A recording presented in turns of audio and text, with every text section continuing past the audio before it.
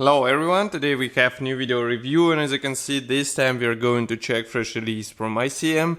It is molded in 1/32 scale and it copies I-153 in winter version, and it's a World War II Soviet fighter obviously.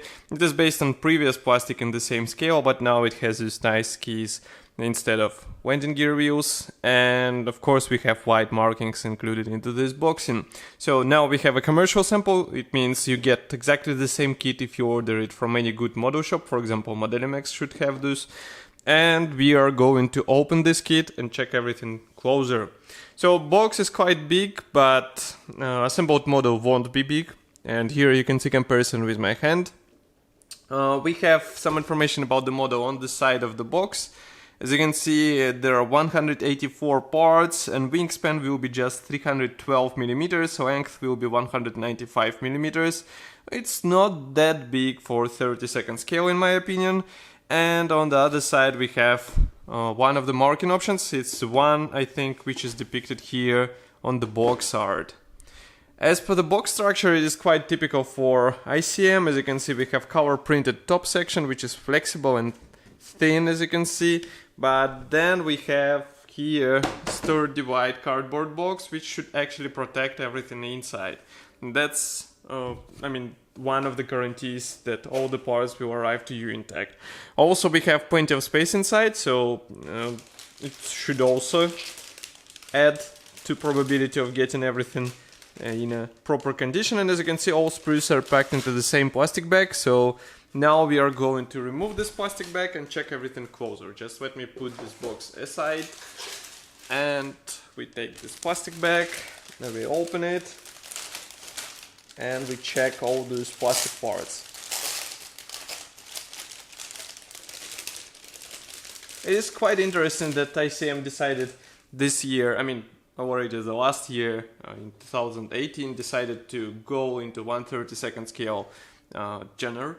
And their kits are quite nice, they're not that complex, and I really like such approach because you don't get really crazy amounts of parts. You get what you need, and then you can upgrade it if you would like to, but even out of the box version should look really nice. So here we have first plastic sprue. In total there are 1, 2, 3, 4 gray plastic sprues, which is, as I said, not that impressive for 1/32 scale, but in my opinion that's a good thing.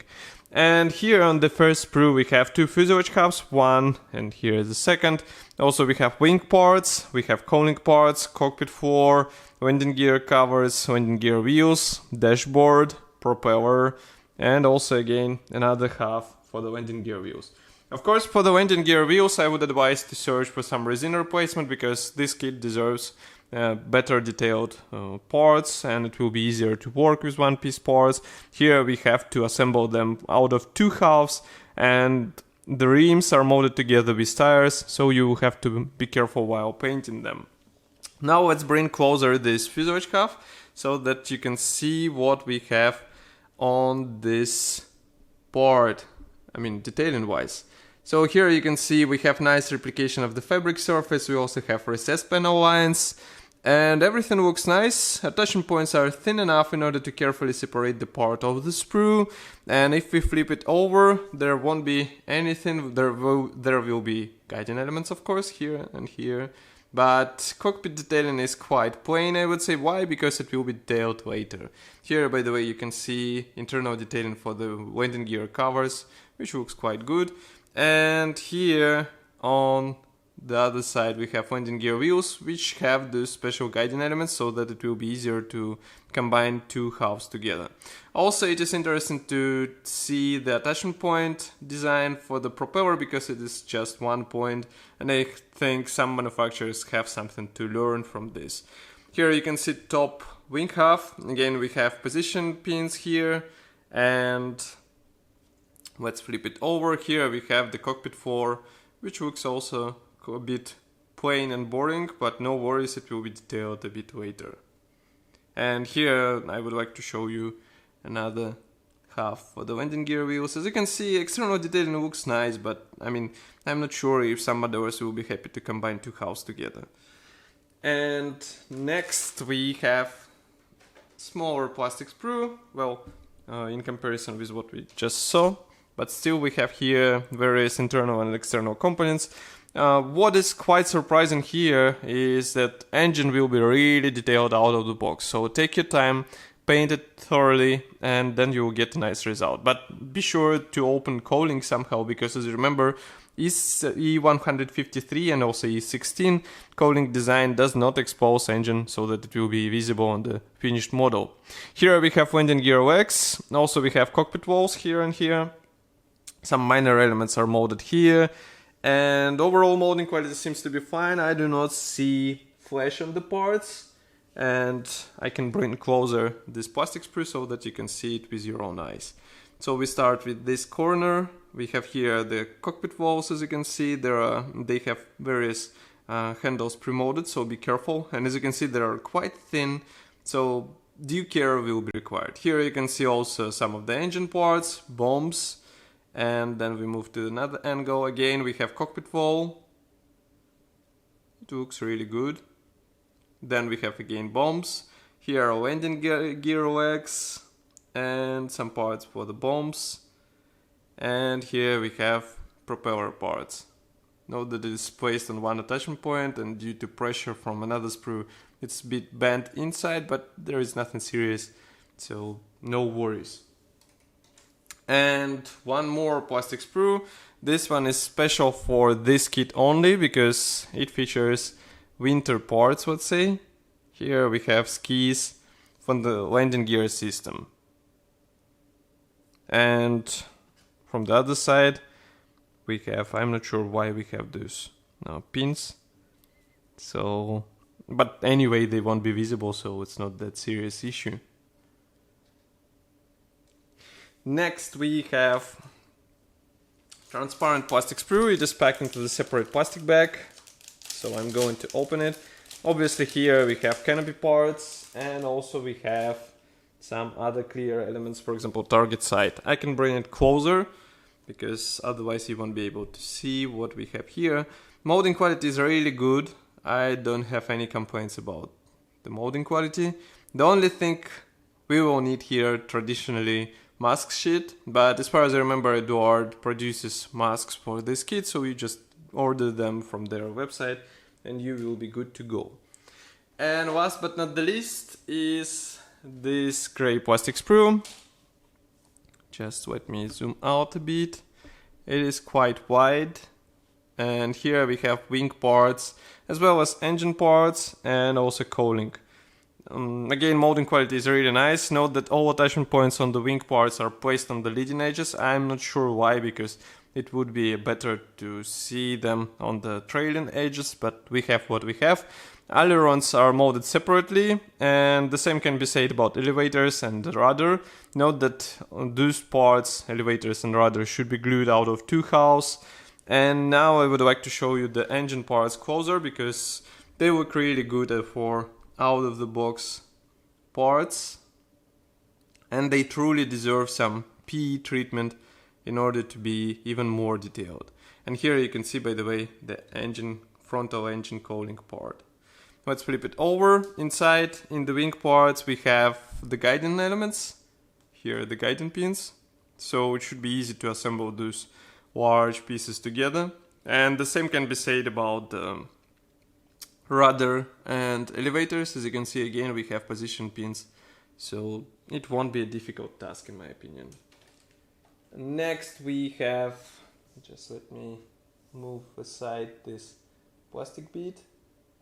I'm not sure where it came from, but anyway, next we have assembly manual. As usual, in assembly manual we have decals sheet, so first I would like to start with it. Okay. It is quite big in my opinion, and here we have all necessary decals for several marking options. As you can see, there will be even Finnish aircraft included, and you can guess what for those stripes. They will be used for swastika. And here we have decals for the dashboard and the cockpit, so at least something will be detailed. But if you would like to see more, you can get the PE set from Eduard. It will bring some extra detail into your cockpit I-153 cockpit. Here we have assembly manual. Again, no surprise, it's a typical ICM brochure with short history note in Russian and English. We have some technical specifications, paints chart, and next we have parts map. So as you can see in parts map, we see that wheels won't be used, obviously. Next we have assembly process, which starts with wings. Then we continue with cockpit. We assemble cockpit frame. We also install it onto the wing. This is quite interesting sequence, I would say. Then we continue with fuselage halves. We join fuselage halves together, and then you put fuselage halves on the top of the wing with cockpit. That's quite interesting. It would be even more interesting to see how it works all together. Then here we work on the tail section. We assemble the top wing. As you can see, again, it will have to be attached with help of this large spruce. Then we continue with assembly of the engine. And note that conductor shouldn't be glued, so it is used only for the placement of the exhausts, and then you just remove it when exhausts are dry. We continue with engine installation onto the aircraft, and know that you can plan on how to leave the cooling panels in open position because it's worth it. Engine is quite detailed, so think about it. Here we work on the skis installation. As you can see, you have to follow special steps in order to get everything in the right position. Then we continue with various armament which is placed on the wings. And don't forget about rigging on this aircraft. Then we have here 3 marking options. This one is from Red Army Air Force 1940. This one is from Red Army Air Force March 1940. This one was on the box art, by the way. This one comes from Finnish Air Force 1940. And then we have one more from Finnish Air Force 1942. So in total there are 4 marking options in this kit, which is quite nice choice for a big scale kit. Of course, you can get this kit on official Modelimex website. You can find ICM and other kits on their official website. I will be happy to hear your opinion about such big scale biplane. Write it here in the comment section below. If you like this video, press the like button and subscribe to our YouTube channel. You can also help us by pressing the donate button on our website and choosing the amount we will get from you. Of course, I will see you in the next video as usual, so stay tuned and see you soon.